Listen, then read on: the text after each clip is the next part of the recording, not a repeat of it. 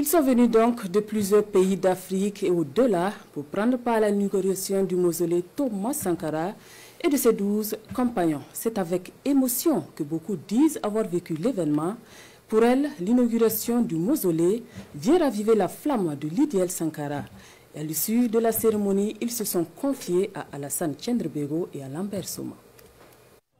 L'inauguration du mausolée du président Thomas Sankara et ses 12 compagnons marque une étape clé dans la lutte d'émancipation des peuples noirs. La lutte pour la souveraineté vraie et l'éveil des consciences est engagée. Le moment géopolitique dans lequel cela se passe, les acteurs qui y prennent part, tout est parfait. C'est un grand honneur, surtout en ce jour, le 17 mai, qui nous rappelle une date historique. Un 17 mai, il a été arrêté.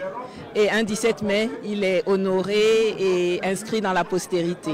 C'est très certainement un moment d'union, de communion. Thomas Sankara appartient plus seulement au Burkina, il appartient à toute l'Afrique et même au monde. Et aujourd'hui, on le voit dans la diversité des gens qui se sont déplacés. Avec la réalisation de ce mausolée, Ouagadougou apparaît comme le point de départ d'un vent qui doit balayer l'impérialisme sous toutes ses formes. Dans cette marche inexorable vers la liberté, le Ghana est aux côtés du Burkina Faso. Je pense que ce mausolée est un grand symbole pour toute l'Afrique et surtout nous Africains qui pensons qu'il est possible de bouter l'impérialisme hors de notre continent. C'est un grand honneur pour moi d'être présente à Ouagadougou en ce jour mémorable avec la délégation ghanéenne. La lutte pour l'indépendance des peuples noirs connaît un regain ces dernières années. Il est donc nécessaire pour les Africains de tirer les leçons du passé pour mieux entrevoir l'avenir.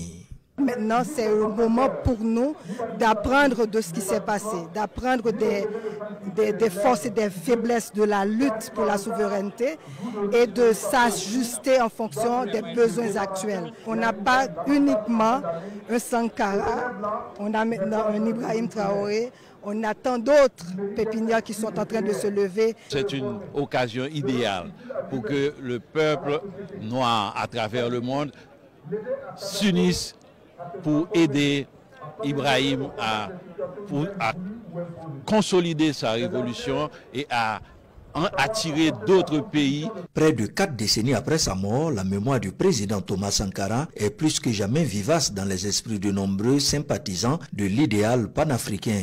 Le mausolée du père de la révolution d'août 83 est ouvert au public à compter de ce dimanche.